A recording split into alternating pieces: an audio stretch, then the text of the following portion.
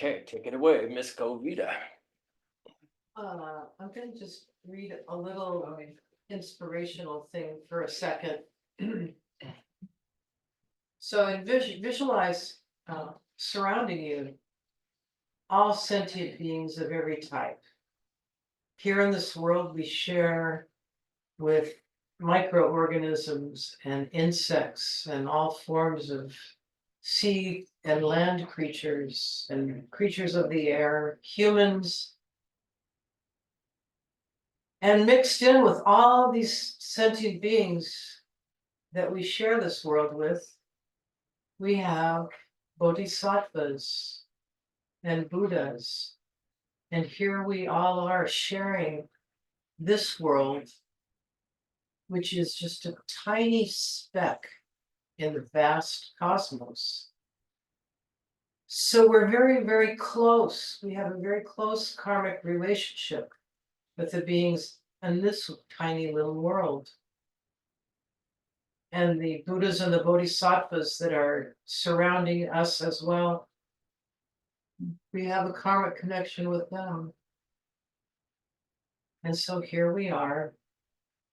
We're going to take refuge in those beings who have committed to guiding all of us towards happiness, liberation, enlightenment, and in our tradition, to lead us all to become enlightened Buddhas and Bodhisattvas, to liberate, starting with this teeny little dot where all of our karmic connections are at the present.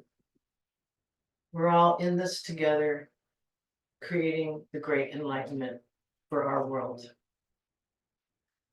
So we'll do these prayers in Tibetan. With that in mind and that visualization, we'll take refuge and generate bodhicitta. Sangye Chodam Soki Chokna La Chanchu Bar Dakni Kyasuchi Dagi Chinyan Ki Sona Ki Rola and Shir Sangye Parshu Sangye Chodan Soki Chodna La Chanchu Badu Dagni Yasuchi Dagni Shinpo Ife Sona Yi Rola and Shir Sangye no Parshu Sangye Chodan Soki Chokna La Jamchu Badu Dakni Kyasushi Daki Shinso Ipe Sonam Ki Rola Benshir Sangye Nuparsho.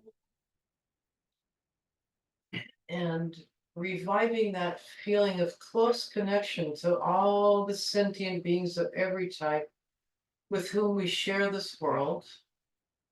We all have this karmic connection on this tiny dot in the vast cosmos.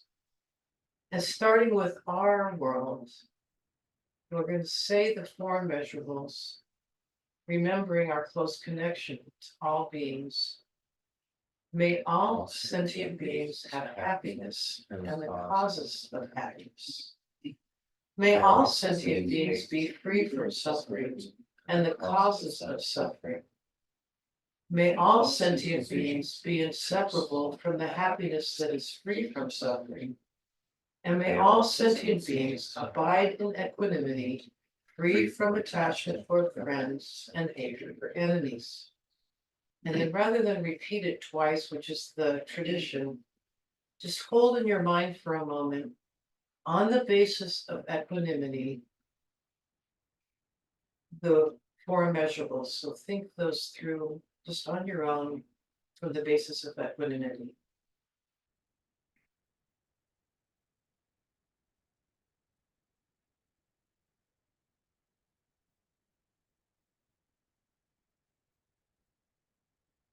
Universal happiness, universal compassion, universal joy for the happiness of others, and in some teachers would say the most important of all is this universal equanimity, to keep our hearts open to all the beings with whom we share this karmic connection.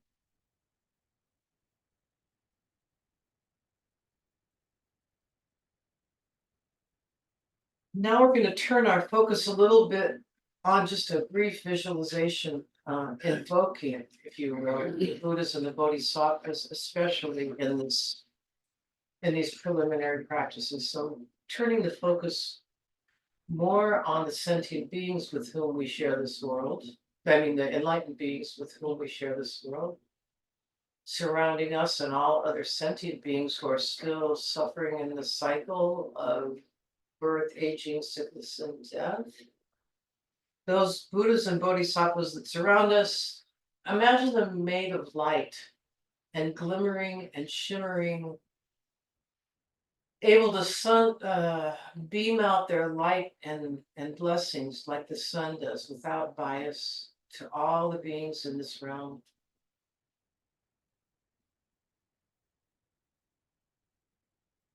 And sort of holding those enlightened beings in our visualization, will do the 7-limb offering to them out of gratitude and joy that they're here sharing this world with us. And we'll just read this simply in English, remembering all these Buddhas and Bodhisattvas and our connection to them and what they mean to our path in this lineage, the vital importance that they play, indispensable role that they play for us. Reverently, I prostrate with my body, speech, and mind, and present clouds of every type of offering, actual and mentally transformed. I declare all my negative actions accumulated since beginningless time, and rejoice in the merits of all holy and ordinary beings. Please remain until samsara ends and turn the wheel of dharma for sentient beings. I dedicate the merit created by myself and others to the great enlightenment. And then imagine that all those Buddhas and Bodhisattvas are very happy that we are joined up with them in this great enlightenment project. We are taking our place on the big Mahayana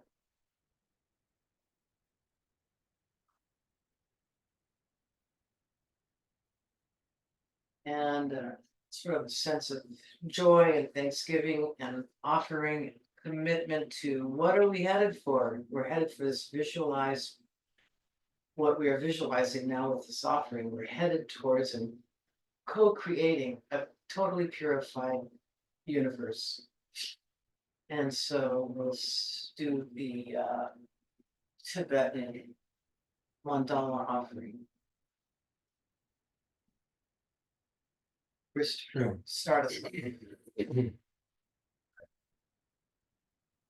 Sajikuki Joshi Travishi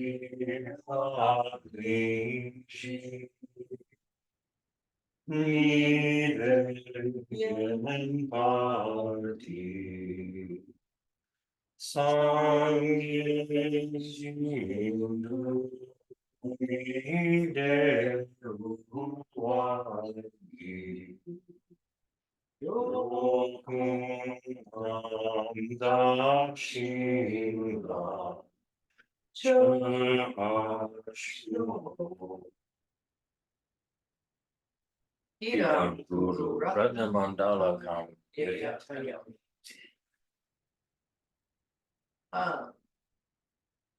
Okay. Oh, do you want to close the door? Yes. Or we're sorry, we're waiting. Oh. Was it open for Elvis?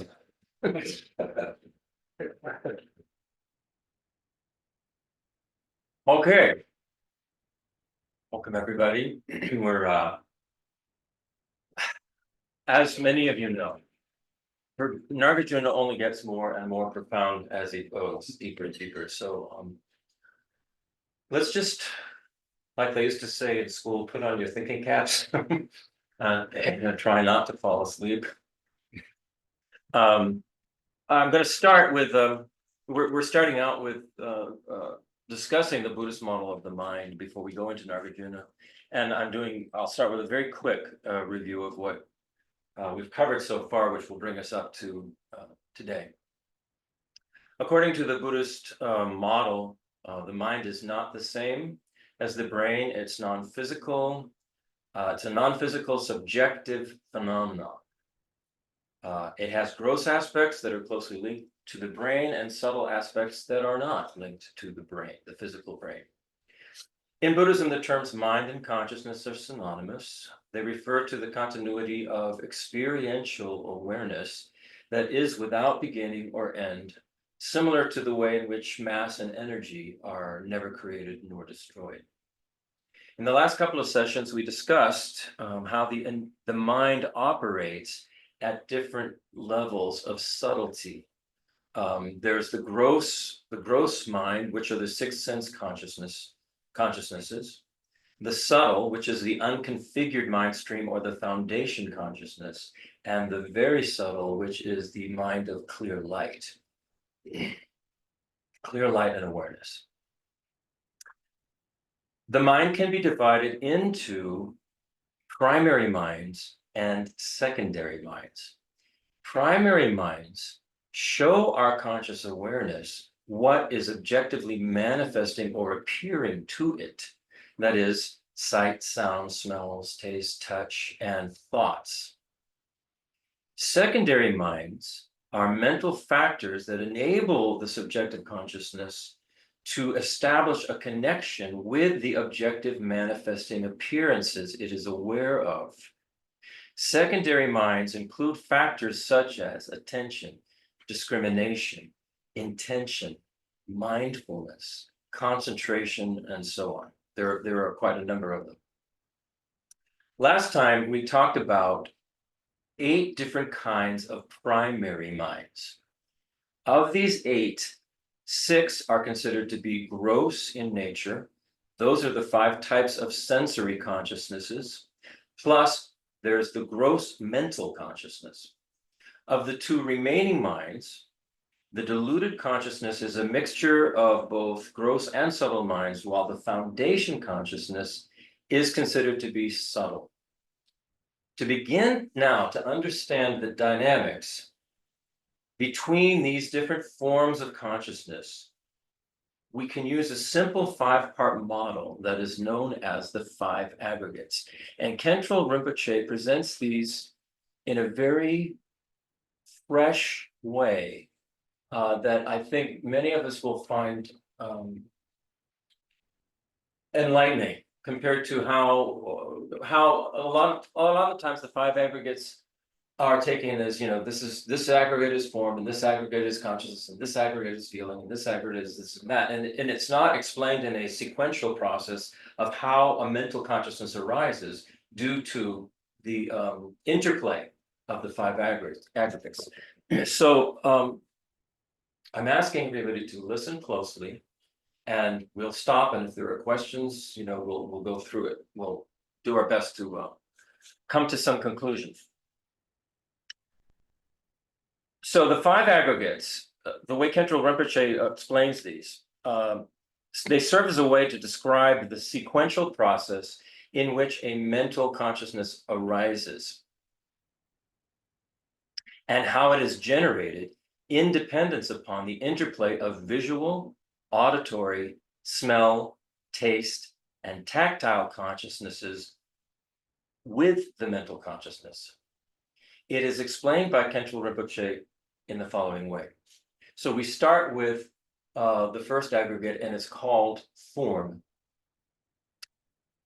The process of how mental consciousness arises begins with appearing forms that arise within our sensory and mental consciousnesses.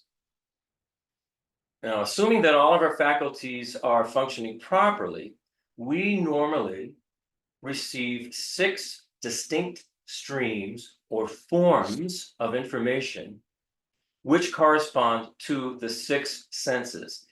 And those are 5 forms of physical sense information and 1 form of mental sense information. So this may sound different than how some of us may have heard it in the past. A lot of times we'll hear form and we think that just refers to material objects. But the way form is being used in terms of actually how the aggregates exist is that there are these forms, distinct streams of information or forms that appear to the mental consciousness. These forms create the objective focus of our conscious awareness. It is what our conscious awareness is focusing on. These streams of information, these forms of information that are coming via the senses and the mental consciousness. This process is instantaneous in nature. So when the Buddhist psychological model of the mind refers to the appearance of thought, which is a mental form, as an object to the mental consciousness, what it's referring to is the present moment of mental consciousness becoming aware of a previous moment of mental consciousness. Now let's just stop here and see, are there any questions now, given what I just said and read, of what form is referring to when we're talking about the aggregate of form? Or could somebody maybe speak back to me what they think they heard, so I just want to get an idea that this is connecting. You're referring to the vision that we have in our mind of a form, regardless of whether it's physical, like a person, or an image of something, you know, a car, or Those would be visual forms, and Yes. and how they they appear to the mind. That's one of the forms. But it also goes, they correspond to the 5 senses. So it'd be the sound of the washing machine. is a form The appearing smell to of the the mind. incense. okay. Right. So all of these things, the smell of the incense is a form appearing The to. feeling of chilliness on the chair. when you sit That's down. tactile. breeze on your- Yeah, on the your feeling of flesh. warmth or cool or And breeze, so that's the tactile. mental is a little harder because they feel self-generated when an idea or a thought comes. Right. But There is sometimes but it's but all of these are beginningless and endless. Consciousness is beginningless and Okay, endless. okay. So it's a series of moments. You could say mental moments. Okay, And so the present moment is preceded by the mental moment. And it, you know, just keeps going. okay, I think I just had a thought, so you know how we both were impressed with His Holiness started his explanation of the mind by saying the function of the mind is to be subjective. So this endless beginningless stream of the mind is basically a subjective thing, is a subjective, if you will, object. It's a subjective consciousness. Something subjective is coming moment by moment by moment. There's always subjectivity. Right, but that More or a less. subject always has to have an object. So that's what these other That's what I'm forms saying, yeah. are, the objects that are appearing to it. But The it's sort of smells, the the taste, the touches. subjectivity is what you're, in a way, you could say the mental consciousness. Right, the mental Mental consciousness is subjective. And it is arising from previous moments of Okay, mental yeah, consciousness. I don't wanna derail the rest Yeah. of the aggregates, so. Right, okay. But is the form now a little more clear? It's not just Yeah. talking about, this is a form. Yeah. It's talking about Saying all of objects the, of the senses. all of the appearances that come to, Can you say that end part though about the previous moment? yeah. Let me read again what the way Khentrul Rinpoche had put it.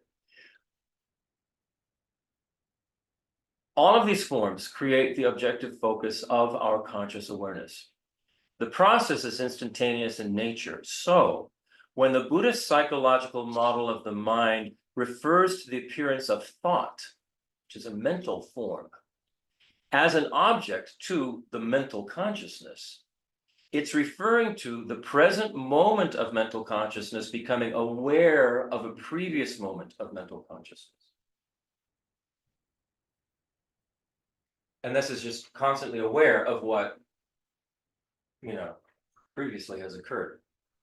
So there's just that idea of form. It's including all of these sensory I feel inputs. slightly more clear about that.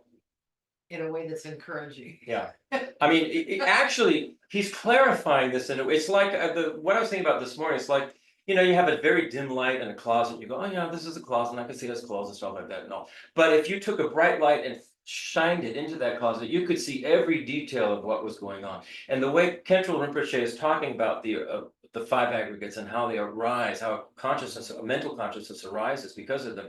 He's shining a bright light onto what, you know, the process of the aggregates are, this dynamic process. Thinking about the mind sense one, Yeah, mental one.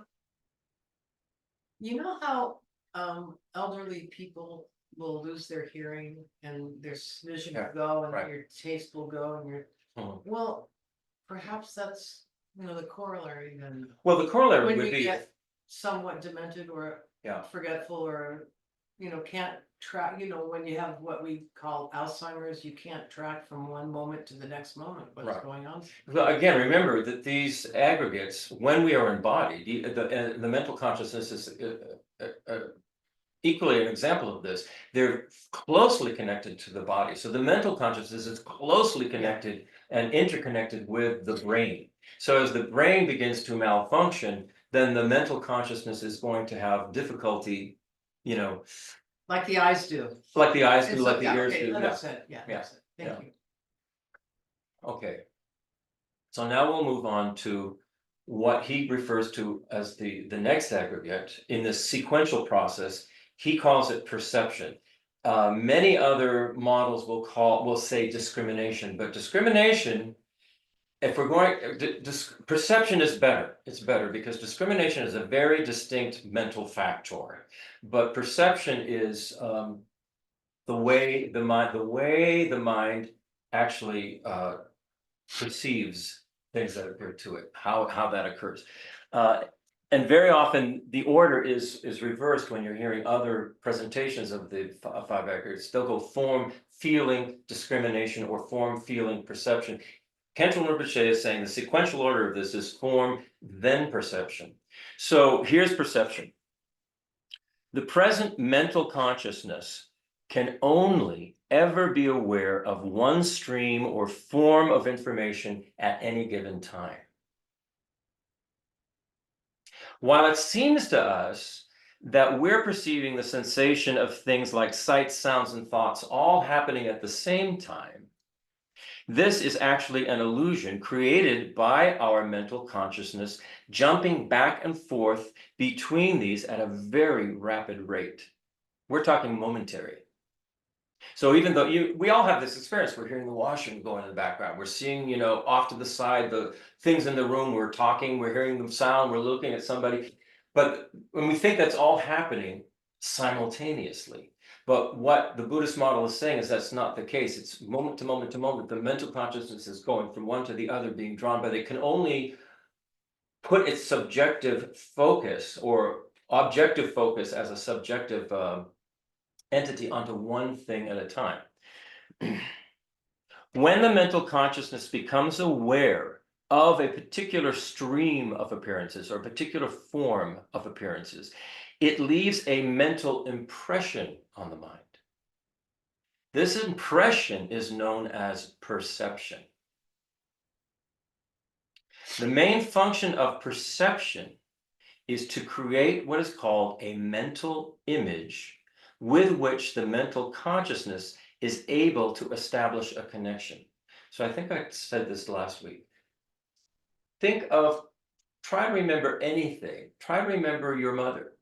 And the very first thing that's going to come to you is some mental image, some form. It could be your mother's face. It could be your mother's laugh. It could be your mother's sense of humor. It could be the smell of your mother. All of these are forms that have created that the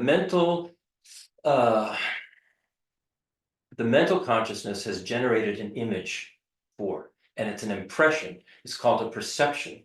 And that perception or impression exists in the mind. So when I say cat, everybody will go, oh, yeah, the thing with the pointy ears and the long tail.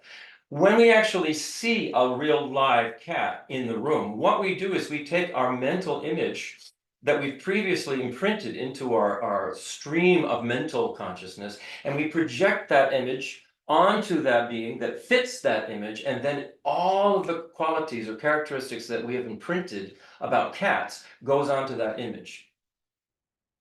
We project onto things all the time this way. We project what we think a thing is based on our past impressions in our mind. And this is how perception works. This is the second step in these series of 5 aggregates. How there is a systematic way of bringing a mental consciousness to awareness. So, any questions about that particular one about perception? Yeah, I do have a question about why is it important that you can only process one sensation at a time and not, I mean, like light waves and sound waves, they hit us continuously. And so brain could just process them simultaneously. Yeah, the brain probably maybe can do that, but the awareness of those things and taking that as an object of focus of your awareness, the focus of a subjective awareness onto something, in order to really focus on something, you can only focus that on one thing at a time. You can't actually focus on everything going on at the same time. There's no way to focus that way. There's a peripheral sensation, but what they say is going on is that we're talking momentary focus, which is almost something we can't even fathom, because just in the period we've been talking, I don't know how many millions of moments have occurred. I mean, it's. So what you're talking about is, although the brain itself and the sense faculties are operating continuously, our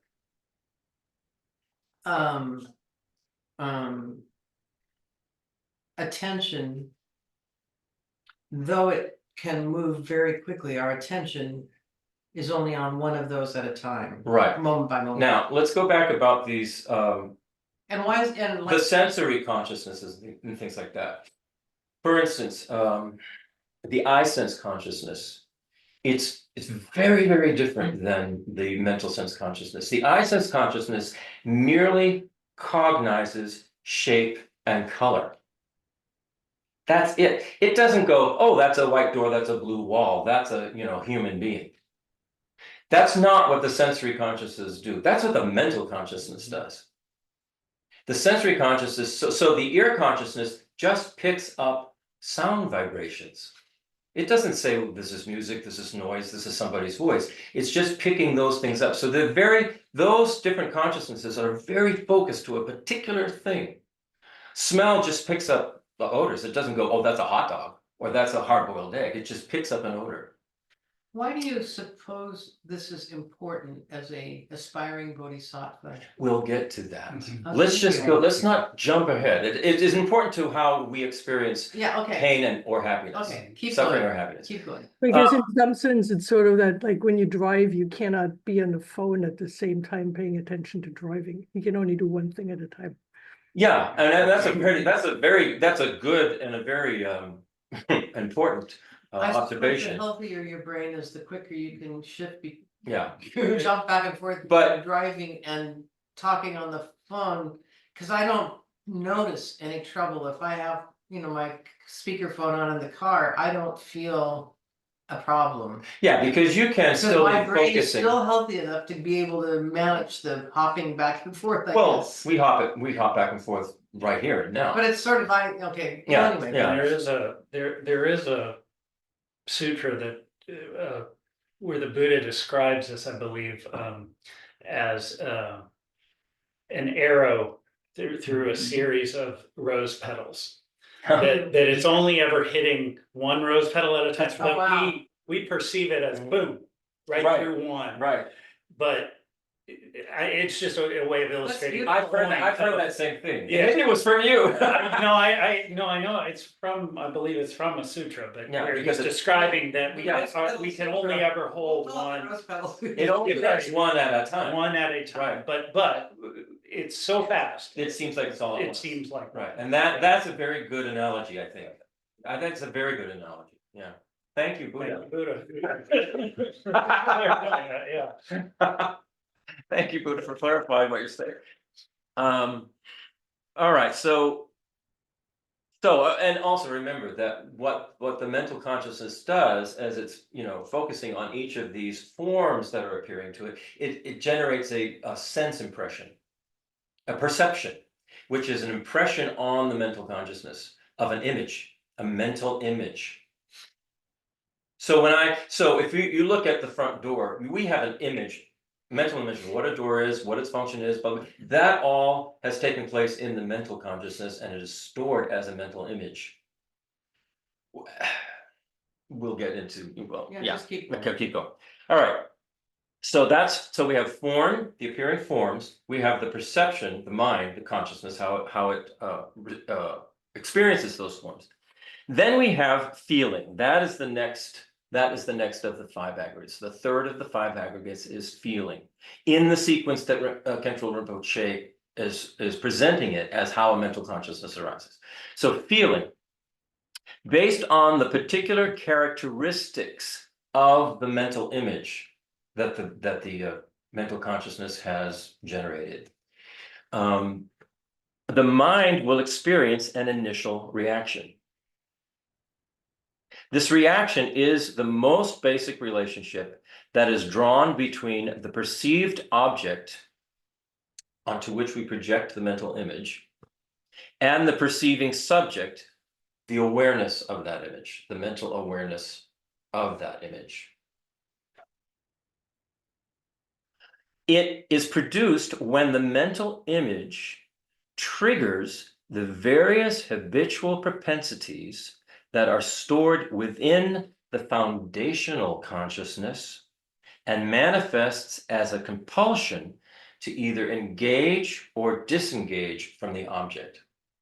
So you remember last week we talked about foundation consciousness, which is a very subtle consciousness. It is the consciousness where all of these imprints are stored. All of our karmic imprints, our mental imprints, all of these are stored within the foundational consciousness. And that foundational consciousness is what they say goes from lifetime to lifetime to lifetime.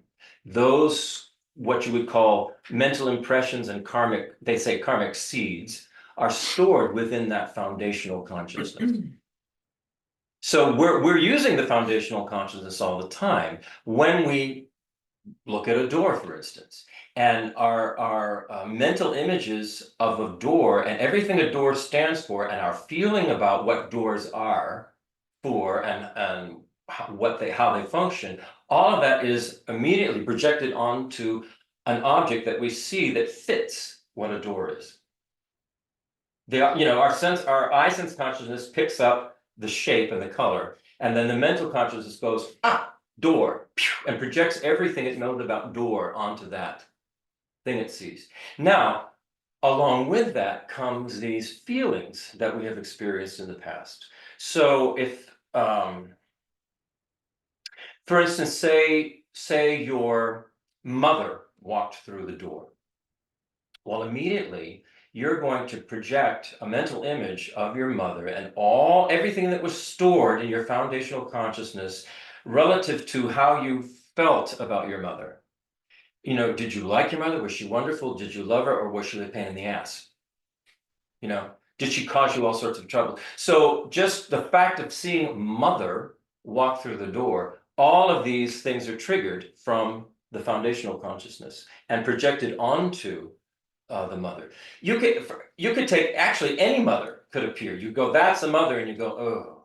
Or you go, oh, mom, you're a mother, isn't that great? Or you go, oh boy, here comes another mother. We're the ones doing that. It's our own foundational consciousness and the imprints that are there and the mental images that get projected, right away onto the thing that fits door or mother or cat or couch. So is that clear? Okay. Any questions? Can you just summarize it in one sentence again? Feeling.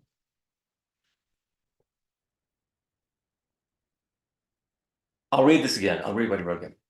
Based on the particular characteristics of the mental image, the perception of the mind, the mental image, the mind will experience an initial reaction. This reaction is the most basic relationship that is drawn between the perceived object, which the mental image, projects onto, and the perceiving subject, your awareness of that image, Yeah. right? It is produced when the mental image triggers the various habitual propensities that are stored within the foundational consciousness and manifests as a compulsion to either engage or disengage So it's, from the object. would this be accurate to say that this positive, negative, Positive, potentially neutral, like you don't respond at all? it could be potentially neutral. But the thing that I wanted to clarify, make sure I was totally appreciating is what we're saying here is we're having a feeling about, this feeling arises based on what we project onto Yes. the object. Well, also, whatever it is, it's triggering. I'm Right. saying it's not coming from the object, Right. it's coming from us. It's coming from us. They're called bakchucks, they're seeds, which Yes. are those habitual tendencies in our foundational consciousness are triggered by that perception. Possibly from Exactly. lifetimes back. Yeah. Ridiculous. Yes. So, And the more I'm trying to habitual, figure out where that came from. Yeah. Now, Right. so, we can be correct, whatever that means, or incorrect about what we project onto an object. And so right, you can take in our world today, so many people, places and things that we have seemingly automatic Yeah. positive or negative reactions to, but we need to understand as practitioners that it's not coming from that perceived person, place, or thing. It's Right. our seeds through our propensities being barfed out onto the appearing object. carved out. At the same time, we're not supposed to have some reaction to it though. No, it's almost like we can't. Yeah, good luck. Yeah. See, I'm always trying with the way this works is, say, say there's a particular object that whenever that object appears to you, you find yourself just drawn to it. I'm drawn to this, and then you become attached to that thing. Whenever that thing shows up, whatever that may be, you get stronger and stronger your sense of attachment and being drawn towards that. That is all due to habitually re-triggering these mental images and these mental karmic seeds that are in our foundational consciousness. So the more we trigger them, the more we follow them, the stronger they get. So similarly, when we see something, somebody, anything that creates a sense of, I want to pull away from that. I don't like that. It gets to aversion. It gets to extreme aversion, which gets to anger and hatred. And the more we feed that trigger, the more we keep following that, the stronger that habitual reaction to that trigger will become. So we become extremely attached to some things and hate other things.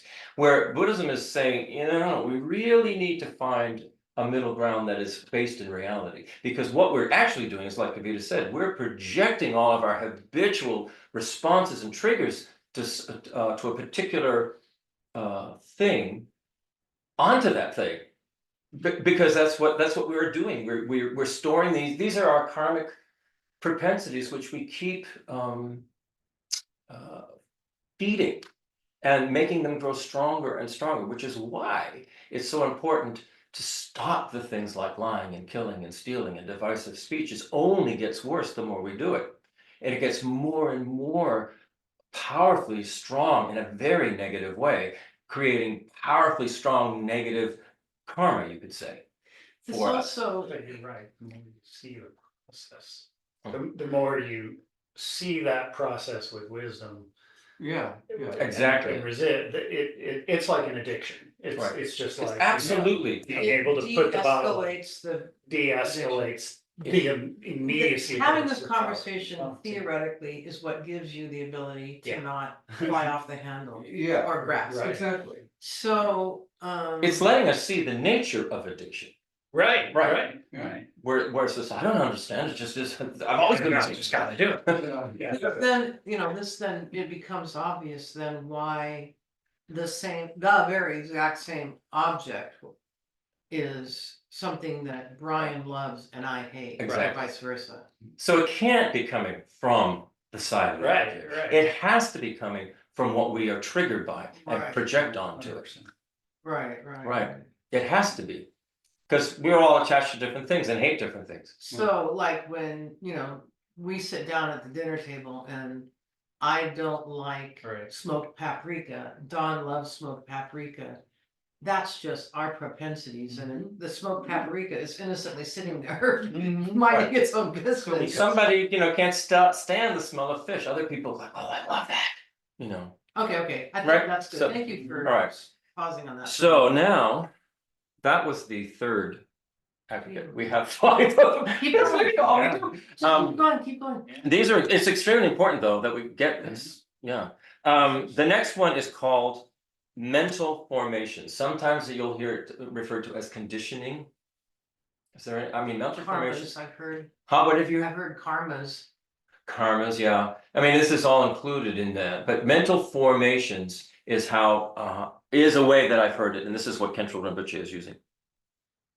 So once the initial, Conditioning, I think I've heard. Go yeah, ahead. condition. Once the initial connection has been made between subject and object, then a whole range of related cognitive patterns will arise.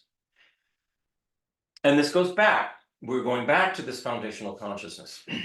We can think of the foundational consciousness as being like a big interconnected network. When one propensity is activated, then that causes other propensities that are sort of connected to it to activate, like the ripples produced by dropping a rock in a pond. These propensities manifest as a wide range of conceptual designations that shape or condition the type of relationship that we are developing with the object. So our foundational consciousness is pulling in all these other related things to the object that we're projecting attachment to or disgust for. And we're finding all these things in our foundational consciousness that sort of support that or are connected to that. In a way, the mind is building up a story around the initial feeling, fleshing out the details with conceptual overlays. Yeah, I was just gonna say that. Yeah. So you go, This is what we're doing. I'll just say, I love it's laughable. I think it's really great to laugh at this because it's just and But it is, because it's just, it's like, there's oh this my thing, God. and then we, Yeah. we splatter. we all just like paint on top. so you can wind up having, for instance, just I'll take an example, a current example of how half the population of this country sees Donald Trump and Right. completely paints this Yeah. over the top image of a monster, right? Oh my God, it's Hitler reincarnated. And then another half of the country goes, no, he's great. So how can that be? It's not coming from the side of Trump. Yeah. It's all of these, he's triggering, obviously, he's triggering something. But that's just one example, a big example that we can all see and relate to. We need to, as the kind of practitioners that we are, we need to find the middle way in all of this. The middle way, which is the wise way, the wisdom way. That's the Prasangika way. So it's you're either going to these bizarre extremes, but you're not going to nothingness either. You're staying sort of in a middle, balanced view. So is that clear about what the mental formations are? is going into the foundational consciousness, finding things that are related to the thing that triggered you, and then you're building up a story all around it. I mean, we do this. Yeah. We do it. And we like to get other people to agree with our story. we tell them all the reasons why so-and-so is such a bad person. Don't you agree? Because we want to make it so, we want to be right, But who back in the clock? This is Buddhist psychology. Well, which is interesting too, because, and I imagine this is probably where we're heading, is there's a deep sense of self involved in Yes. that. Oh, it Okay. validates. Yeah, It right. validates all of that. So listen, we've got form, perception, feelings, and mental formation. So now we go to the fifth one, is consciousness. And this is always the fifth one. I think they always have it as consciousness. The resulting moment of mental consciousness that arises from this process. So this has all been building up to how a moment of mental consciousness arises. So the resulting moment of mental consciousness that arises from this process will be dependent on the type of story that was projected by the mental formations. If the story was based on deluded misconceptions, then the interpretation of the experience will be in conflict with reality. This distortion then will serve as the basis for suffering to arise in the form of unpleasant feelings, because we are pushing against the nature of reality. And that's only going to feel like something's wrong. This is not right. This hurts. I'm suffering. Mental suffering, physical suffering, emotional suffering. That's because of a deluded consciousness, a deluded view that is coloring what we're perceiving. And I think it's really important here to realize that also applies to things that we perceive as pleasurable, Yes. right? Mm-hmm. Like not that, because again, all the, doesn't last, it doesn't, Right. it's not Especially if it's really over the top pleasurable. Right, right. Attachment type pleasure. Yeah. Right. Again, that's kind of, it's diluted. Yes. Right. Yeah. It's attributing more to the object than is actually there. Yeah. Yeah. And so this is why this gets so profound, really, because what we're doing is we're analyzing the way we are existing and functioning, which is we're not normally taught this. It's difficult to do this. It's difficult for us to even think this way. All right, so likewise, if the interpretation, the story, the type of story that was projected by the mental formations, if the type of story is in accordance with reality, then that will serve as the basis for happiness to arise. And of course, reality is that everything is interdependent, is a dependent arising, is interconnected. So what we want to be doing is perceiving things in that way, and that we don't want to create disconnection and cut off the interdependence and splinter off into separate camps, because that is only going to ultimately generate war. And we know where war goes. No place good, ever, ever, ever. And it keeps recycling, because the victim then becomes the perpetrator, and it goes around and around and around, from victim to perpetrator, and they're always getting back at one another from generation to generation, from lifetime to lifetime. So there we are. So those are any questions about those? All right. Now, Khentrul Rinpoche gives kind of an example. This is sort of a thing for us to listen to and imagine as I read this. To understand this process, Khentrul Rinpoche gives a simple example. So here we go. Imagine that you are sitting in a restaurant. You have just finished your meal and are waiting for dessert, which is a nice big slice of delicious chocolate cake. The waiter approaches the table and sets down the dessert. To your horror, there is a slice of lemon pie. You look up at the waiter indignantly and say, "Where's my chocolate cake?" So let's look at what's going on in the mind. First, let's start with the form. Your visual consciousness experiences the appearance of a white circle, which is the plate, with a light brown triangle, which is the pie crust, filled with what looks like a yellowish blob. That's the lemon pie filling. So make sure you understand here, the visual consciousness is not saying what it is, it's just saying, oh, there's a white thing, it's just not even calling it a triangle, it's just seeing the shape and color. It's not making a decision about what it is or how it feels about it. Okay. Your mental consciousness picks up on these colors and shapes and builds up a mental image in the mind. Let's say you happen to absolutely hate lemon pie, and your initial reaction to seeing this form is one of disgust. This is where now the mental formations begin. So this is what starts going on in your mind. This is not a chocolate cake. This is a lemon pie. I hate lemon pie. I want chocolate, not lemon. Why is this lemon pie here? Why did that person bring this terrible thing to me? Why do such bad things always happen to me? And so on and so on.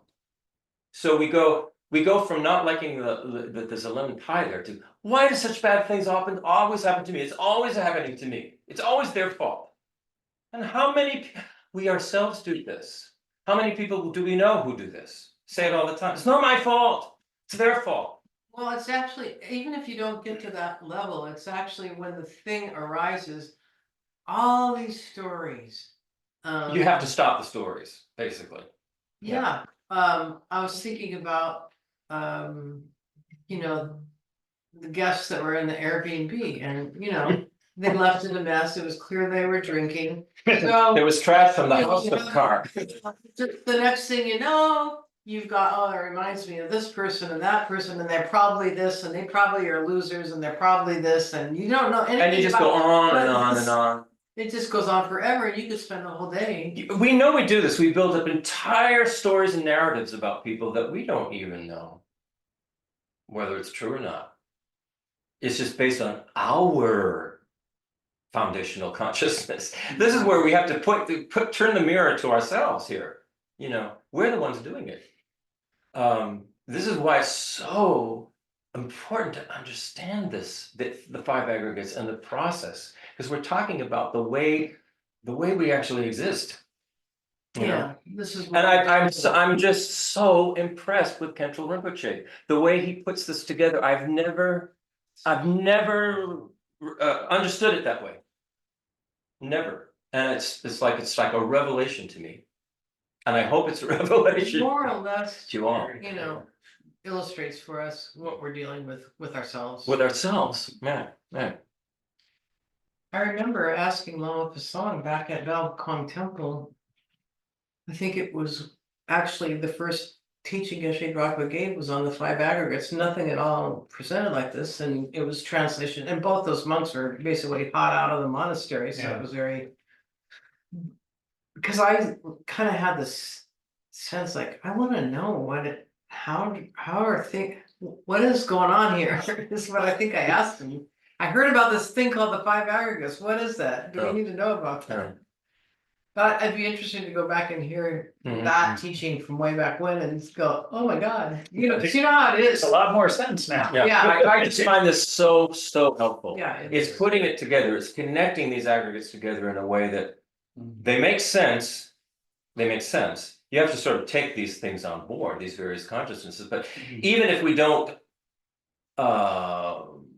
aren't aware of a foundational consciousness, we are aware that we are pulling things out of somewhere when we're projecting stuff onto other things and people. And it also does help to have had those experiences Because if you've never really had it, you're gonna think, okay, well, what's he talking about? Right, exactly. And some people might not just be in touch with that. They're just not in touch with it. They're not even aware they're doing it, right? We just take it for granted that, well, that's the way that person is. That's the way lemon pie is. But It it's, sucks. the ego has landed, Yeah, and it's, yes, the ego has landed. You know, this is a dumb metaphor, but this information, let's just say everybody understood this is what's going on.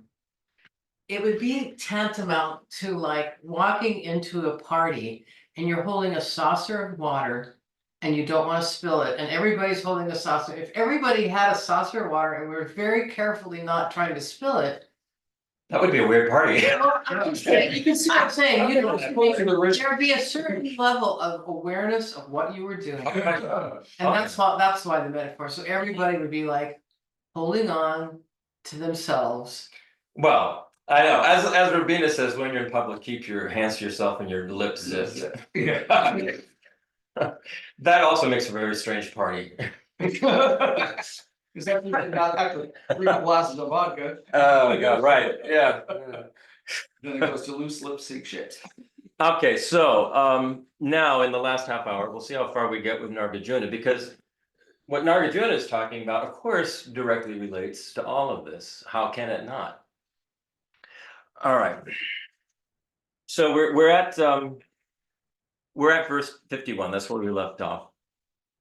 And this I'm calling this session the Mirage of Self-Existence. So here's 52, stanza 52. A form is seen from a distance. A form seen from a distance is seen clearly by those who are nearby. If a mirage were water, why is water not seen by those nearby? Stanza 53.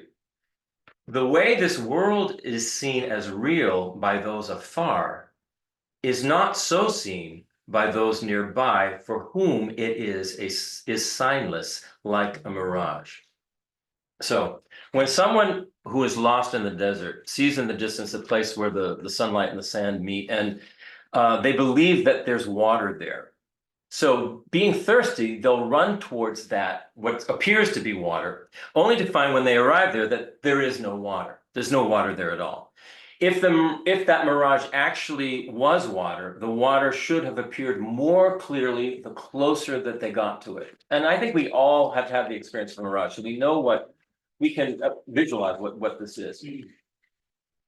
In a very similar way, ordinary beings like us, being far from having the correct view of existence, see everything in the world as if it truly exists the way it appears to us.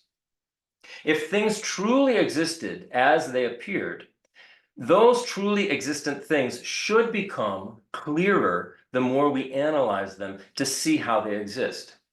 However, a highly realized yogi who is in meditative equipoise on emptiness, such as an Arya noble being, directly sees the absence of truly existent phenomena in crystal clarity. And you know, as we've been discussing how things exist, even conventionally the way they exist, we talked about the book and everything in the book, the pages and things that are made out of wood, and the typefaces and the forms and all of these things that represent language that developed over centuries of time. We realize everything that is in that one thing doesn't actually exist inherently or independently or truly the way it appears to us as just this self-enclosed thing, a book. It is connected to everything else in ways that we can't even fathom. If it just keeps going on and on and on, the connections. So this is the problem we have. Everything appears to us as if it truly exists, but if we analyze it, even from a conventional point of view, not let alone a yogi's direct experience of emptiness, we'll see that it's not actually self-enclosed, existing by itself the way it appears. It's connected to everything else in so many, many ways, just on a conventional level. So at that level, we can understand that it's like a mirage. It's like the appearance of, wow, a self-existing chair. But when you actually start to analyze the chair, you go, well, it isn't really self-existing. It's arising due to many, many causes and conditions and influences. So this is how he's saying we should be thinking of the world as it's mirage-like. It's not actually truly existent the way it appears. So just as the appearance of water vanishes when we get closer to a mirage, so does the appearance of true existence disappear the more we investigate. Just as the mirage is not water, although it appears to be, all phenomena do not exist from their own side, although they appear to. Just as the perception of a mirage and the thought, this is water, are both false, perceiving and grasping all phenomena as existing from their own side are both false. The perceiving and the grasping are both false, existing from their own side.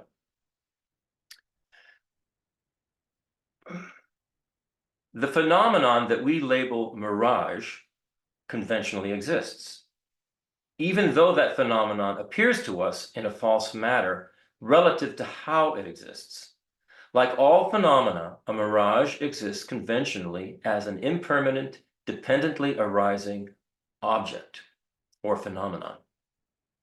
A reliable visual consciousness is not mistaken with respect to its perception of the mirage's shape, color, and visual characteristics. But a visual consciousness is mistaken with respect to how those colors, shapes, and visual characteristics appear to it as being truly self-existent. It's sort of like the lemon pie. We're not mistaken. I mean, if for instance, you have a habitual propensity to hate lemon pie, when the visual consciousness sees, the white plate, the shapes and colors, that's not, the visual consciousness is correct. It's not mistaken. Those shapes and colors are what there is there. What's mistaken is then when the visual consciousness, then the mind, it appears as a form to the mind, and then the mind goes, I hate that. That's a lemon pie. Get it out of my sight. This is where the mistake comes. It's not in that actually that unless the visual consciousness is impaired because the organ is impaired, then it will, be blurry, or, we won't see it, or whatever. It will be the wrong color, that kind of stuff. Likewise, a mental consciousness is mistaken with respect to how the mirage appears, because the mirage appears to be truly self-existent to the mental consciousness. If a mental consciousness is very attached to water and craves it intensely, that mental consciousness is also erroneous with respect to how it apprehends the mirage, because it grasps at the mirage and craves it intensely as if it was truly existing water, just like we'll do with anything that we crave, anything that we're addicted to, anything we're extremely attached to. We will go, that really exists that way, the way it appears to me. That's how it is. And we know that's not true, because different people will look at the same thing and go, I don't see what you see in that. Actually, I'm not attracted to that at all. Couldn't you also, just for fun, experiment with just deciding to change your mind right then and there? Well, that's what we should do. Like go, we should wow, this must Just be change your really mind right then and there and see, do we have anything in our foundational consciousness that will support this? Is there anything here? Or is my habit so strong I can't find a thing? But Well, we do when the same thing with things we hate. Well, I was gonna say, this is what I experienced myself is my ego factor, wants to think that its pre-existing bias is Oh, correct. Correct. So I'm not all that inclined to go, gee, maybe I should explore in this moment dynamically that this might be really great. Right. Because I already have my ego going, I know what's good. This gets down to the concept, I would say, and according to Buddhism, the truth, that the ego is a mirage. The ego doesn't actually exist. But we believe it exists. That is the strongest addiction we have. It is the strongest attachment we have. It is primordial. And so, of course, we always think our ego is correct. Our ego is right. If somehow we're shown that our ego is incorrect, it's wrong, we then immediately plummet into the depths of depression and nihilism. Because we're just viewing the whole thing the wrong way. Well, and it reminds me when Geshe Nima talks about yeah, like our perception of ourselves, just like it's not mistaken, like, and he talks a lot about that when like the Brian that you see exists, like Mhm. you really exist, you know, but not in the way you think Right. I exist, and not in the way I think I exist. And he'll joke a lot. I notice like when you come in that, oh, the Brian that entered the door is very different than the Brian that just sat down. That those are, you know, it's this stream of colors, images, you know. We create that continuity mistakenly, and but it's not mistaken that it exists, right? Right. In the relative sense, In the in the interdependent relative. But even a mirage in the way we exists think, right? In the way, conventionally, right? but it's not inherently existent self. It's all those other things that we immediately. It's not the thing that we actually think it is, you know, Yeah. inherently. Yeah. It's like looking at an image in a photo or something, or like they show houses on YouTube and they look huge the way they How they do those photograph it, shots, and right, then if you right. went to see them up close, Mhm. you'd be like, that's not that house. No, yeah, I mean, we do that all the time. Advertising is masterful at this. You know, so if your mind is ready to glorify something, Oh, yeah, and we'll do it. Yeah, we all know about that. So let's see, where are we? 12:06. We're doing not bad. Okay. All right. Now we're getting to, he's talking about the aggregates are like mirage. The aggregates do not exist inherently. So this ties in well with what we were, talking about the aggregates. Stanza 54. Just as a mirage is seemingly water, but not water, and does not in fact exist as water, so the aggregates are seemingly a self, but not a self, and they do not exist as a self, in fact.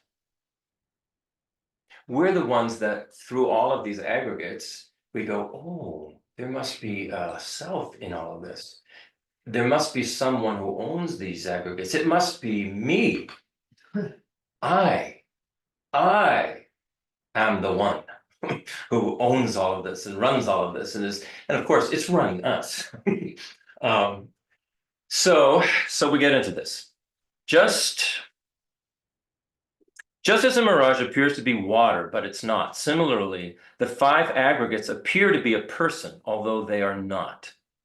Just as a mirage isn't real, the aggregates that appear truly existent aren't real. The way the aggregates appear and the way they exist are discordant. So it also takes it down then to the aggregates themselves are not, they're not the real thing either. Nothing actually. In real means in terms of real in that they inherently exist, that they exist unto themselves, not dependent on anything else. As we saw in Khentrul Rinpoche's explanation of the sequence of the five aggregates, is that they're all connected. They're all interconnected. They're playing off of one another and working with one another in a very dynamic way. That's the way everything is. So there is nothing that actually exists self-encapsulated all unto its own that has no effect on anything else and doesn't depend on anything else. There's nothing that way, not even the aggregates, not even the consciousness. So now he's saying liberation is impossible if we don't abandon the two extremes. And what he's talking about is the extreme of absolutism, things absolutely exist the way they appear. And if they don't, then we have the extreme of nihilism, well, nothing exists at all. If it doesn't exist inherently, it just doesn't exist at all. And pooey, let's just end it all. So here's stanza 55. Having thought a mirage to be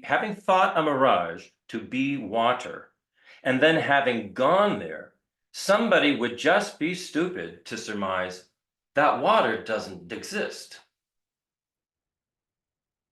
So if you actually thought there was water there, and you go to the mirage and you go, well, there was water here, but I guess it just doesn't exist. He said that would be stupid. Stanza 56. One who conceives of the mirage-like world, that it does or does not exist, is consequently ignorant. When there is ignorance, one is not liberated. So if you conceive of the mirage-like world, that either it does exist or it doesn't exist, he's saying that's ignorance. A thirsty person sees water where a mirage is and runs there to drink it. When they find no water there, they'd be foolish to think, oh, there used to be water here and it disappeared before I could get to it. There never was any water there. Had the person known that, they never would have run after the mirage in the first place. In a similar way, the aggregates, our aggregates, appear truly existent, although they are not. Through analysis, we will find there are no truly self-existent aggregates. It would be foolish if we then thought, the aggregates used to be truly existent, and my analysis made them non-existent. Had we realized sooner that truly existent things have never existed, we would not have suffered so much chasing them. So it's getting to where how suffering arises, is that we're running after things that actually don't exist. And of course, that is going against the nature of what reality is, and therefore we're going to be bumping up to disappointment and suffering and frustration, because of it. Here's stanza 57, and this is the importance of realizing non-duality. A follower of non-existence goes to bad transmigrations, and a follower of existence, and he means inherent, a follower of existence goes to happy transmigrations. Through correct and true knowledge, one does not rely on dualism and becomes liberated. So this is Khentrul Rinpoche. He wrote the commentary for Nagarjuna, and this is his explanation. A follower of non-existence is someone who holds a nihilistic viewpoint, that moral values and beliefs are unfounded, and that existence and knowledge is senseless and useless. In the context of Buddhism, it refers to someone who denies the law of karma, or denies, the three jewels, or denies that there's such a thing as a pathway of consciousness that will lead to enlightenment. That would be somebody who denies all of that, in the Buddhist context, would be a nihilist. So a nihilist, under the influence of wrong views, nihilists will do whatever they like, thinking that they won't experience any detrimental effects because they're doing whatever they like. According to Buddhism, what happens is they accumulate a great deal of destructive karma, and it causes them to have unfortunate rebirths. Now, a follower of existence, according to the commentaries, is an advocate of what is called essentialism, which in a Buddhist context refers to someone who holds the view of inherent existence, that this piece of paper essentially exists. It exists inherently. A Buddhist essentialist accepts the existence of the three jewels. A Buddha exists inherently. They accept the existence of cause and effect. It inherently exists, and so on. They put effort into creating virtuous karma because it inherently exists. And they have, as a result of that, they have fortunate rebirths that inherently exist. Buddhist essentialists hold the worldly right view, but have not gained the ultimate view of the actual nature of existence, which is emptiness of inherent existence. So it's like these two extremes of like nothing exists, nothing matters, I'm going to do whatever I want, F it. And then the essentialists who go, oh, I'm going to follow all the rules because they inherently exist and it's right, so I'll be a good person and I'll do this and I'll do that and I'll get a good rebirth, and that good rebirth will be great. I'll live as a god in samsara. And they're saying that is also a mistaken view. They're both saying things, the essentialist is saying things, and something inherently exists. The nihilist is going to the extreme of saying if it doesn't inherently exist, it doesn't exist at all. It's just nothing. As long as we hold either a nihilistic or an essentialist view, we won't have any choice but to be born in cyclic existence, because we will continue to create either virtuous or non-virtuous karma that continually propels us into the various realms of samsara. Neither nihilism nor absolutism is a viable path to the cessation of suffering, which is known as nirvana. Nirvana is the cessation of suffering. By abandoning these two extremes, we are able to know reality just as it is, to realize emptiness and attain liberation. And so this is very profound when you're starting to talk about bad karma and good karma and all of this stuff. We do have a tendency to look at them as if they are inherently existent, when actually they're empty. They're actually empty of Can I any. read that? Yeah, I mean, this ties into something Kavita read just this morning. Go ahead and read it. I ran across this morning, and I'm not editing. I'm one of the many readers of a yet to be published Dharma book that you know, this is in there. This is a excerpt from, it's a book, Andy Weistrick, who's a British guy. Quote, when we perform an action powered by belief in self, it ties a knot of karmic cause. This knot binds you to experience the result. However, when we do purification or confession or the four-pointed powers, with a recollection of emptiness of the three agents, the three spheres of the separate agent, separate action, separate object that Christopher's talked about in previous weeks, when we keep the emptiness of those three spheres in mind, we untie the knot and are no longer bound to the result from that action. Therefore, it's very important to remember emptiness when we do this kind of purification. Emptiness is the most powerful purifier. So this is why. That's just this, that really caught my attention. Right, and this is what these purification practices is about. The seven limb practice. Also, emptiness also is the most powerful deterrent, if you will. Because if you have this awareness of the emptiness of agent action, Right. then Yeah, I mean, it would have the effect of sort of what would be the word?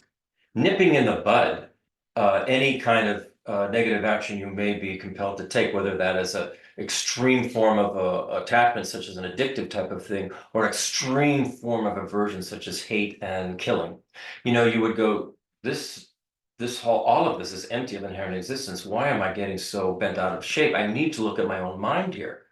That immediately just, the karma, you can see, if you actually did that and had the realization of emptiness, the karma just dissolves. And that's a beautiful passage, the last few verses, or towards the end of Je Tsongkhapa's Three Principal Paths, where he says, at a certain point, karma, dependent arising, and emptiness, they'll appear separate, and then upon meditating over and over, you see how one shows in the other. Right. And when they begin to, you're getting close. Right. Right. That's at the end. That's right. That's right. And I've always loved that, because I don't know, you can really spend a lot of time just with that verse going, okay, what a cause and effect, and the emptiness. When emptiness shows in cause and effect, and cause and effect shows in emptiness. So I think we talked about last week, there are no inherently existing causes, and there are no inherently existing effects. So what we have to understand is, well, what's up with inherent existence? Maybe we should sort of abandon that. Maybe we should see how things actually exist, They're empty of existing inherently. They're empty of existing that way. If we have a direct realization of that, that will stop us in our tracks of all these actions that we're taking based on what we're being triggered by all of these propensities that we've built up that are based on things existing as how they appear to us. So this is, I mean, it's amazing that we're even talking this way, talking about this, because it's not easy to come upon this information or even to decipher it.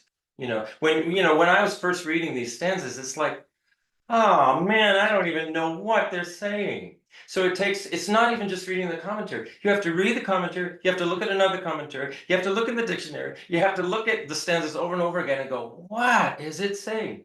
And when you finally get it, it's like a door is opening to, oh, the way things actually are existing. There is a way out of this problem we seem to have.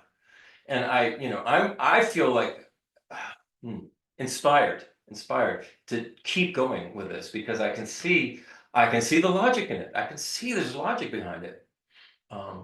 So, all right, dissolving confusion about the correct view. This is stanza 58.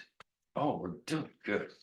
I think we may finish. We might not, but we might. It's because Brian's not here today to ask questions. It's because Brian Herman is here. Brian to Herman, support. he didn't have a chance to take us off onto his penetrating examination.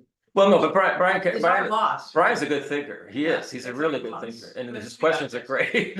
He'll be back next week. All right, here's stanza 58. If through correct and true knowledge, this is the mind-bending stanza. Is that you, Brian? iPad 3? All right, get back on subject. We only have a few minutes. If through correct and true knowledge, see if you can understand this stanza. If through correct and true knowledge, such wise persons do not assert existence and non-existence, and thereby you think that they follow non-existence, why should they not be followers of existence? Can you imagine the first time I read this? I was like, I can't do this. I'm sorry, I can't do this. I'm sorry, Geshe-Nima, I can't do this. All right, so here we go. Show off. I'm not showing off. This is due to the wonderful teachers that we have and the reading I'm doing and repetition. Non-Buddhists and proponents of the lower Buddhist tenet systems, lower than Prasangika, they all believe that the Prasangika's example of the mirage shows that nothing exists inherently, and therefore things don't exist at all. That's what, if you don't have the middle way view, you're thinking what the mirage example is saying is nothing actually exists. And so, because of this, they are all accusing Nagarjuna of being a nihilist. You are a nihilist, Nagarjuna. Nagarjuna responds to them. Fighting words. Nagarjuna responds to them in the stanza that I just read by using an identical reasoning. And here's a paraphrase of it. Quote, this is Nagarjuna speaking. If through correct and true knowledge, we Prasangikas neither assert inherent existence nor non-existence, and because of this you think we hold a nihilistic view, then by that same reasoning, if you assert that everything exists inherently, wouldn't you then fall to the extreme of absolutism and thereby hold an essentialist view? And the proponents of the lower Buddhist systems don't like this because they consider their position to be the middle way between these two extremes. All right, we'll go to the next stanza. This is the sort of... I hate to stop you, but Okay. just to review, a main key point is Prasangika. So Nagarjuna, which would be a Prasangika, is They have the saying view of the middle way. nothing exists inherently. Everything is merely labeled and is subject to dependent arising impermanence, blah, blah, blah. What do the other guys say? The other If you guys... could boil it down. Why do they? The other guys say things do have an inherent self-existence Okay, that's at all. some level. Okay. Even the Svatantrika Madhyamikas say at some level. Please don't go into more detail. I just needed to boil down to the Okay. the one seed. Okay, Thank you. I agree. I mean, it's hard to even hear that I sentence. just want to hear the nugget. Right. So it's, nothing has an inherent existence, and, well, yeah, there is actually something that does. Right. Right. But what the Prasangikas say is, nothing exists inherently the way it appears, yet it does exist dependently. Right. It's like you would say. Yeah, Oh yeah, the movie on the movie screen isn't real, it's just light projected, oh, so therefore there's no movie. Well, Right. duh, Well, of look. course there's a movie. we're involved in it, yeah, right. That's a wonderful example that many of our teachers use. Yoshi Doctor used to use it all the time. A lot of them use that, the screen. Okay, here stanza 59.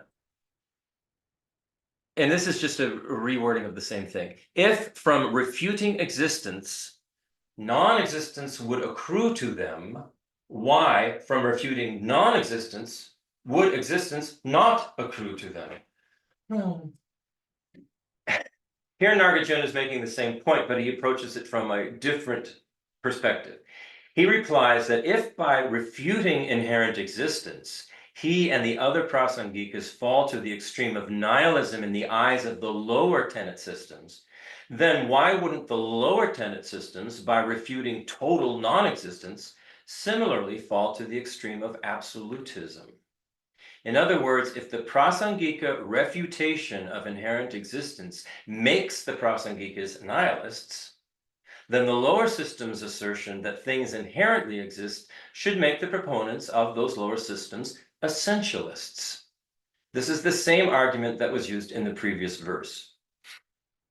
According to the Prasangikas, asserting that things don't exist inherently is not nihilism, and saying that things exist conventionally as dependent arisings is not absolutism. Even though all phenomena are not inherently existent, Prasangikas can still present the entire system of agent, action, and object, and of cause and effect. Non-Buddhists and proponents of the lower Buddhist systems have misunderstood emptiness and the actual meaning of the middle way when they accuse the Prasangikas of being nihilists. I had a teacher that would illustrate this by taking a marker or a pen or something and talking about its emptiness, and then inevitably there would be a student that would say, well, then you're saying it doesn't exist. And he's like, okay, well, if you think that, come up and get your mustache.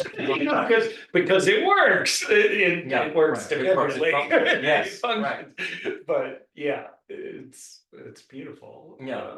It's And for some reason, we are kind of not wired to naturally think that way. yeah. I mean, it's even in the way things appear to us. They appear like they're, Well, it's tastes. disquieting in a sense, because going back to the screen, Yeah, because, the Prasangikas or Nagarjuna understands, yeah, the movie's being projected on the screen. Well, the screen itself is a dependent arising, you keep going back and back. And so, there is no end to the analysis of how things are arising. Mhm. It's, Well, yeah, right, there's no way. You were there. I mean, it's very disquieting when you start applying this analysis to your sense of self. And that's when you were there, when I asked the visiting monk, I kept saying I was having these panic attacks because I thought I was dying. And I just couldn't understand, because his response, he laughed, he giggled and was like, you need to really look at who's dying. And I was like, I get it intellectually, but Right. getting it Right. in here is like a whole nother thing. It's because our habits are so strong. Yeah. Yeah. And anyway. Our habit for seeing ourselves as inherently Inherently is so existent, strong. it's so strong that when it just started to loosen the littlest bit, it Yeah. caused a Right. real. They Fear. say that when you have your first direct realization of emptiness, Oh. it's almost frightening. Well, No, like- I don't Yeah. claim I got it, but I have felt Right. it was. Yeah. Well, even if we're It's just I've getting been close in to it. it. You know what, let's hold out some hope for each other. Yeah. We've been practicing, so hopefully we're having some All right. raft of. In the last minute, we can finish this up. Right. Okay. Beautiful. Here's this is about realizing freedom from elaborations is not nihilism. So here's stanza 60. We're going to stanza 62, so we can cover this. Stanza 60, this says, they implicitly have no nihilistic. These are the lower schools talking about the Prasangikas here. They implicitly have no nihilistic thesis and also have no nihilistic behavior, and due to relying on the path to enlightenment, have no nihilistic thought. Hence, how can they be regarded as nihilists? I'm sorry, this is Nagarjuna talking about Prasangikas. Nagarjuna is saying that while the Prasangikas assert that phenomena are not inherently existent, they never say that they are totally non-existent. Prasangikas have stopped all of their faulty behavior, so their physical conduct and speech are not like that of the nihilists. They have perfectly realized the path to awakening, and thus they understand karma and its effects correctly. They don't deny the existence of those. Therefore, how can Prasangikas be regarded as nihilists? And then in stanza 61, he says, ask the Samkhyas, ask the followers of Kannada, the Nirgranthas, and the worldly proponents of a person and aggregates, whether they propound what passes beyond is and is not. And then the last stanza says, thereby know that the ambrosia of the Buddha's teaching is called profound. It's an exclusive doctrine passing far beyond is and is not. The assertion that phenomena can lack inherent existence, yet still exist, is a unique feature of the Prasangika Madhyamikas.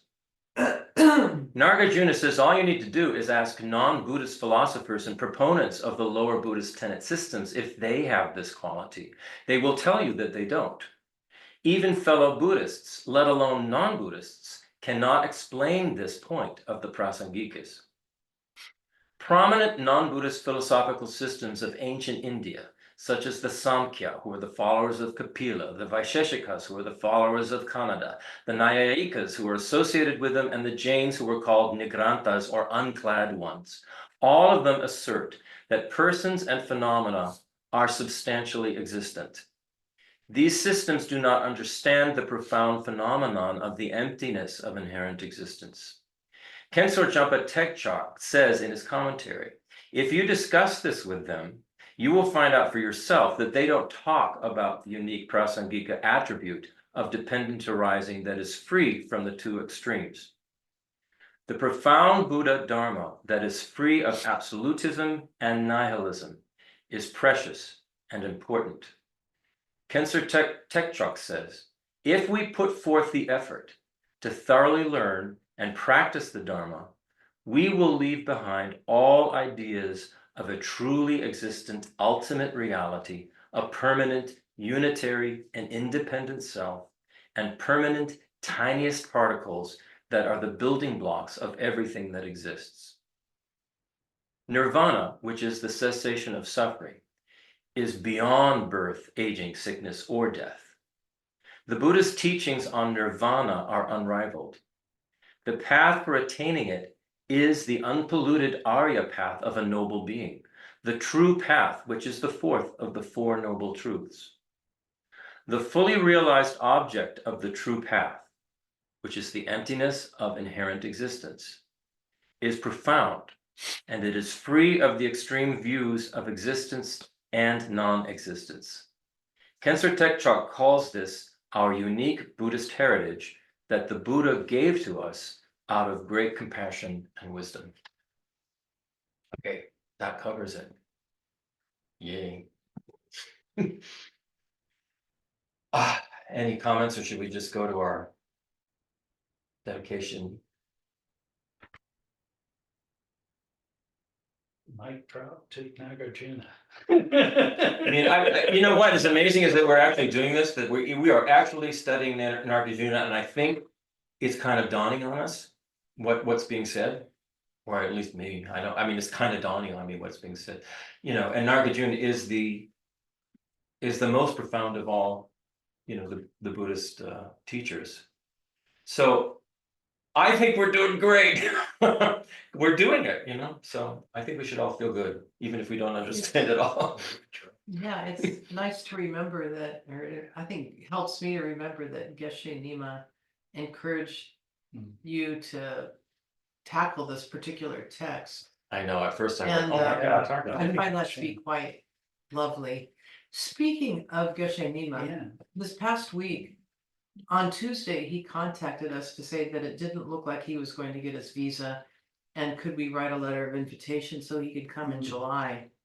And then suddenly, on Friday, he sent a message that he got his visa Oh. and he'll be here on January 2nd. Oh, wow. So Okay. that was kind of a drastic reversal last week. Nothing inherently exists. He's currently in Bodh Gaya receiving some very rare transmissions from his root gurus, and he's extremely excited and said that he will be bringing with him the Christmas gifts of the transmission and teachings that he's receiving right now. We will have 3 Sundays with Geshe Nima, and so we'll send this email. But like I said, we just got this news. We'll send this email, but we'll have 3 Sundays with him, January 5th, January 12th, and January 19th. And he'll be here and in person, and if you can carve out the time in any way to be here, that would be great. We'll still have classes on Zoom as well.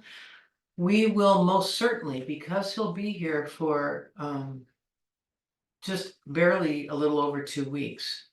We will definitely be having additional classes, probably a weeknight class, and probably either Saturday, January 11th or 18th. Everything on Zoom, especially, I know that will be helpful for the weeknight class. But the main point is he's here for a brief time, and we want to make the most of his time here, or have the most opportunity to be with him. And who knows, maybe there'll be more, but some of you may remember Geshe Soknyi. I think that's who you were referring to, the monk from Sera Monastery, who was laughing at your fear of selflessness. Yeah. Fear of extinction. But I texted him, he and I messaged on WhatsApp now and then, and I mentioned to him that Geshe Nima was coming, and his advice was spend as much time with him as you can while he's here. I also know that Geshe Nima wants to spend time with our group.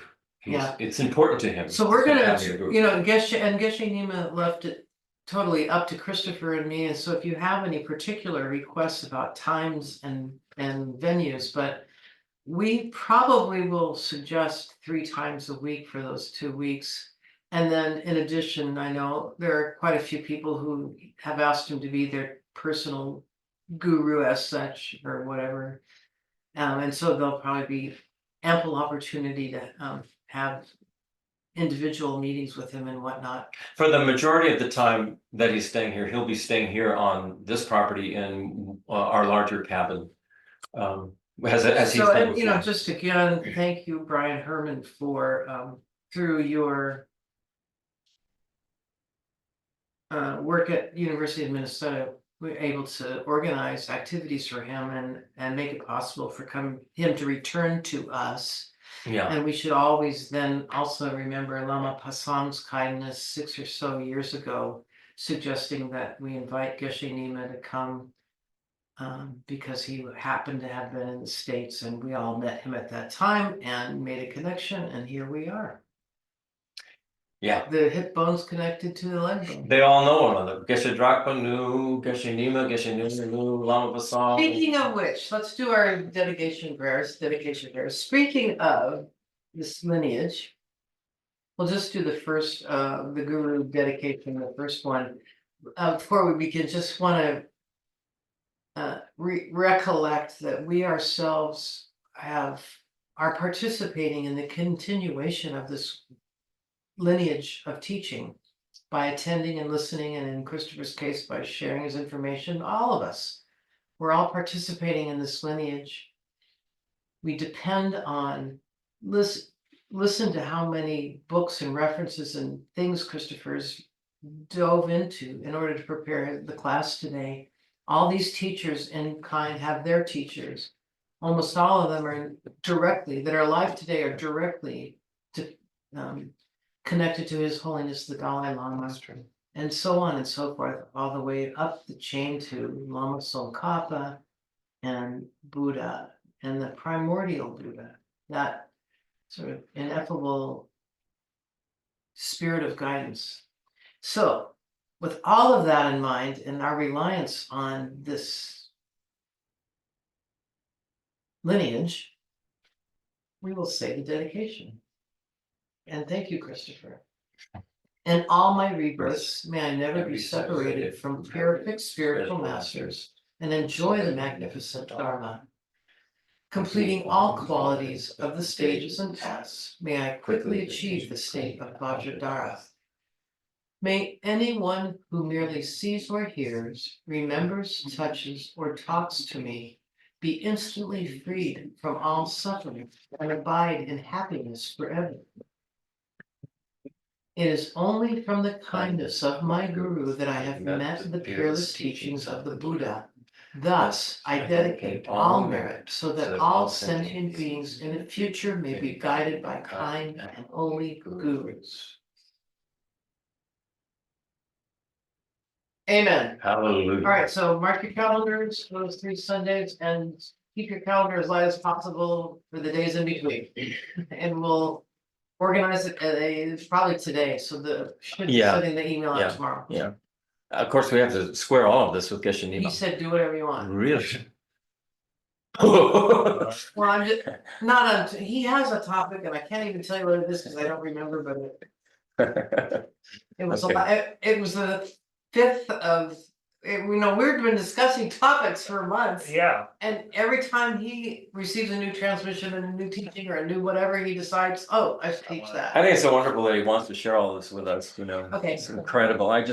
It really Okay, is. are you coming to San Antonio over the holidays at all? Who? Claudia? Yeah, I'll come on the 26th and I'll stay till Sunday. Oh, good. Ruby. Great. Yeah. We'll see. Wow, it'd be good to see you.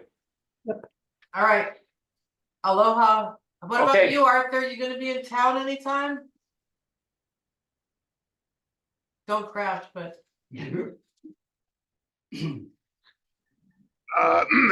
I am possibly, I'll try to make, if I can get a comprehensive schedule, maybe I can try to make it work. Yeah, that would be great. It'll be fun Yeah, to yeah. be able to see you in 3 dimensions. All Okay. right. Thank you, everybody. And we'll see you next time. Adios.